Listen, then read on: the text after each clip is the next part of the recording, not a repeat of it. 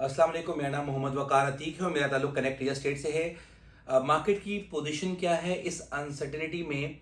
देखिए, हमारे यहाँ प्रॉपर्टी में ऐसा कोई भी सेलर मेरे पास मौजूद नहीं है जो ये कह सके कि हालात ख़राब हैं और मेरा आप प्लॉट बेच दीजिए, जो भी रेट हो उसमें आप बेच दीजिए। हाँ, ये ज़रूर है कि कोई ओवरसीज़ आया हो और वो उसके पास टाइम कुछ कम रह गया हो, वो जाना चाह रहा हो पैसे लेके बाहर, तो वो एक अलग बात है। लेकिन वो बंदा इन सियासी हालात को देखते हुए अगर कोई ये बोले कि भाई आगे हालात मुझे अच्छे नहीं दिखते, डॉलर बढ़ जाएगा, तो अनसर्टेनिटी है, बेच दीजिए या आगे जाके और माल सस्ता मिल जाएगा, ये सोच के अब तक हमारे पास सेलर मौजूद नहीं है। इसके बरक्स अगर बात की जाए परचेजिंग के लिहाज से, जो एंड यूजर प्रोडक्ट्स हैं, यानी कि प्लॉट लेके मकान बनाने वाला, यानी उसके बाद जिस तैयार मकान, पुराना मकान, पुराने फ्लैट्स, बुकिंग पे फ्लैट्स, ये इसकी परचेजिंग अपनी जगह पे चल रही है। जिसने इन्वेस्टमेंट करनी है लॉन्ग टर्म के लिहाज से, वो अपनी जगह पे इन्वेस्टमेंट कुछ ना कुछ देख के कर ही रहा है। लेकिन हाँ, अगर हम ये कहें कि परेशानी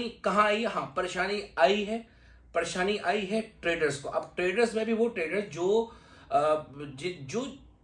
समझे जवारी जिसे कहते हैं, या सट्टेबाज जिसे कहते हैं, सटोरिये कहते हैं। अब वो ज़ाहिर सटोरी जो है वो सिर्फ हमारी प्रॉपर्टी की फील्ड में नहीं है, वो गाड़ियों की फील्ड में भी हैं, स्टॉक मार्केट में भी हैं और प्रॉपर्टी की फील्ड में भी हैं।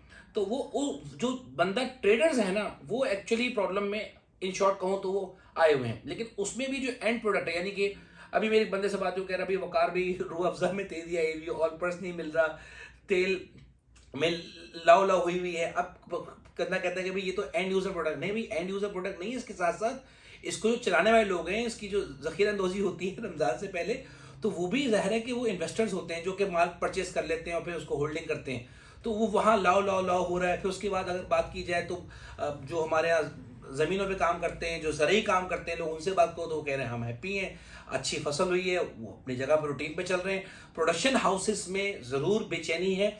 अच्छा, वो बेचैनी भी इस तरह से है कि अब उनको परेशानी यहाँ आती है कि वो जो ईज़ ऑफ माइंड में होते हैं उससे उनको निकलना पड़ता है। हर महीने बिजली का रेट बढ़ गया, गैस का रेट बढ़ गया, उनको लड़ना पड़ता है, अपने वेंडर से झगड़ा करना पड़ता है कि भाई ये रेट बढ़ गया है और आगे जाके डॉलर का रेट चेंज हो जाएगा। तो मतलब जो एक ईज़ ऑफ माइंड होता है, जो स्टेट ऑफ माइंड, उससे लोग निकल रहे हैं। और ये हम थर्ड वर्ल्ड कंट्री में हैं भाई, और उसमें देखा जाए तो हर तरह की लिस्ट में हमारा नंबर पाकिस्तान का लास्ट आता है और बुराइयों में नंबर 1 आता है। तो उस कंडीशन में रहते हुए भी अगर मुल्क के हालात ये नहीं होंगे तो फिर कब होंगे? और एक तरह से देखा जाए तो ये हालात किसी न किसी अंदाज में सही भी है, क्योंकि हमें अपने रिलैक्सेशन मोड से निकलना होगा। अगर हमें कोई तब्दीली चाहिए या हम कुछ चेंज चाहते हैं और हम कहीं ना कहीं किसी न किसी तरह से डिस्टर्ब होंगे तो आवाज़ उठाएंगे। वो और आवाज़ हमने उठाई भी है। इसमें इलेक्शंस में सब लोगों ने वोट डाला भी है, और अगर वोट नहीं डाला होता तो शायद सब लोगों को इतनी मुश्किलात होती भी ना। तो इन सब चीज़ों को देखते हुए अगर कहा जाए कि मार्केट की क्या पोजीशन है, तो मार्केट में सब चीज़ें रुक गई हैं। कोई ऐसी चीज़ नहीं है कि मैं बोलूँ कि भाई तेज़ी है और बहुत हड़ाहुड़ी है या बहुत परेशानी है या आगे हालात बहुत अच्छे दिख रहे तो बाहर आ गया है। सब चीज़ें अपनी जगह पे जाके खड़ी हो गई हैं, रुक गई हैं। हर बंदा सोच रहा है, समझ रहा है कि मैं बेचूं या नहीं बेचूं। वो कहता है नहीं बेचना, मुझे बुरे हालात गुजर जाएंगे तो बेचूंगा। और एक जो ट्रेडर है जो प्लॉट लेके जो 6-6 महीने 8 महीने बेच दिया करता था, वो रुक गया।